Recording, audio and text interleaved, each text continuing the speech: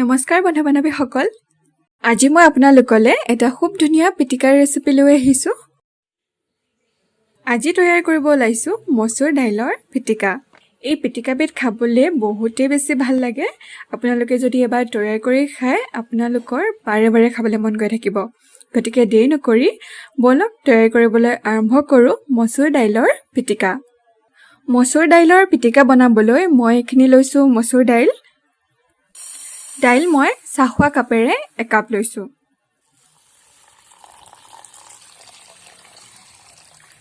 এতিয়া দাইলখিনিত অলপমান পানী দি এইখিনি 1 ঘণ্টামানৰ কাৰণে পানীত ভিজাই ৰাখিম।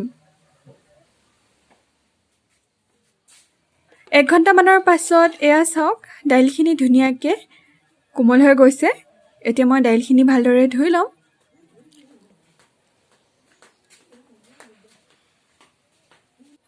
দাইলখিনি ধুই ল'লোঁ। তাৰ পাছত মই লৈছোঁ এখন কটন কাপোৰ। কাপোৰখন মই প্ৰথমে এনেকৈ পানীত ভিজাই লৈছোঁ। এতিয়া পানীখিনি চেপি আঁতৰাই লৈছোঁ আৰু এনেকৈ ডাঙৰ কাঁহী এখনত কাপোৰখন পাৰি লৈছোঁ। এতিয়া ধুই ৰখা দাইলখিনি ইয়াৰ ওপৰত ধুনীয়াকৈ দি দিছোঁ।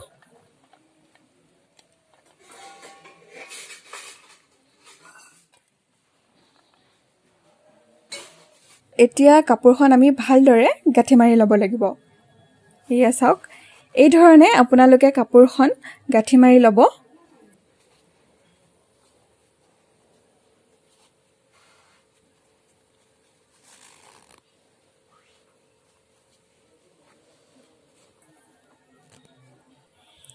এই টোপোলাটো আমাৰ ধুনীয়াকৈ হৈ গৈছে। এতিয়া মই ভাত বনাবলৈ চাউল আৰু পানী ধুনীয়াকৈ জোখ কৰি লৈছিলোঁ। এতিয়া ইয়াতে মই এই দাইলৰ টোপোলাটো দি দিম। এয়া চাওক, এনেকৈ আপোনালোকেও দি দিব। দাইলখিনি সিজিবলৈ আপোনালোকে টোপোলাটো খালী পানীত নিদিব। আপোনালোকে এইদৰে ভাত বনাব ওলাওঁতে চাউল আৰু পানীৰ লগতে দাইলৰ টোপোলাটো দি দিব। এতিয়া ঢাকনিখন বন্ধ কৰি গেছৰ ফ্লেম অন কৰি মই কুকাৰটো বহাই দিছোঁ আৰু 2টা চিটি দি ল'ম।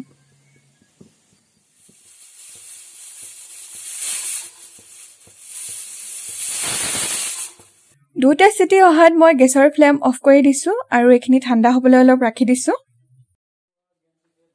কুকাৰৰ প্ৰেছাৰ নোহোৱা হোৱাত মই এতিয়া কুকাৰৰ ঢাকনিখন খুলি এয়া চাওক টোপোলাটো উলিয়াই লৈছোঁ।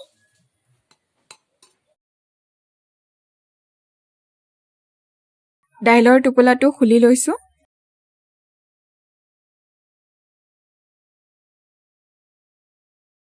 এয়া দেখিছেনে, দাইলখিনি ধুনীয়াকৈ সিজি উঠিছে।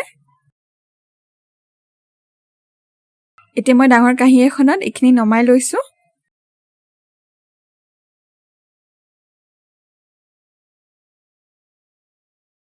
তাৰ পাছত ইয়াতে মই এয়া দিছোঁ এটা কাটি লোৱা পিঁয়াজ,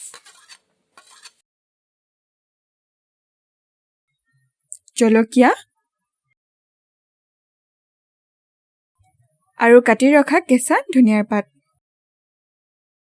সোৱাদ অনুযায়ী দিছোঁ নিমখ আৰু এয়া দিছোঁ এচামুচ মিঠাতেল।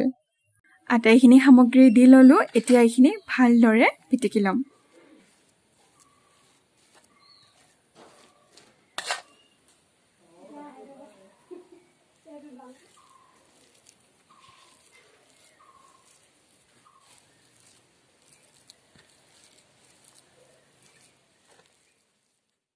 এয়া চাওক, আমাৰ মচুৰ দাইলৰ পিটিকা তৈয়াৰ। আপোনালোকেও এইদৰে মচুৰ দাইলৰ পিটিকা তৈয়াৰ কৰি খাব। আশা কৰোঁ আপোনালোকে নিশ্চয় ভাল পাব। পুনৰ নতুন এটা সহজ আৰু ইণ্টাৰেষ্টিং ৰেচিপিৰ সৈতে আপোনালোকক লগ পাম। আজিলৈ আহিছোঁ, ধন্যবাদ।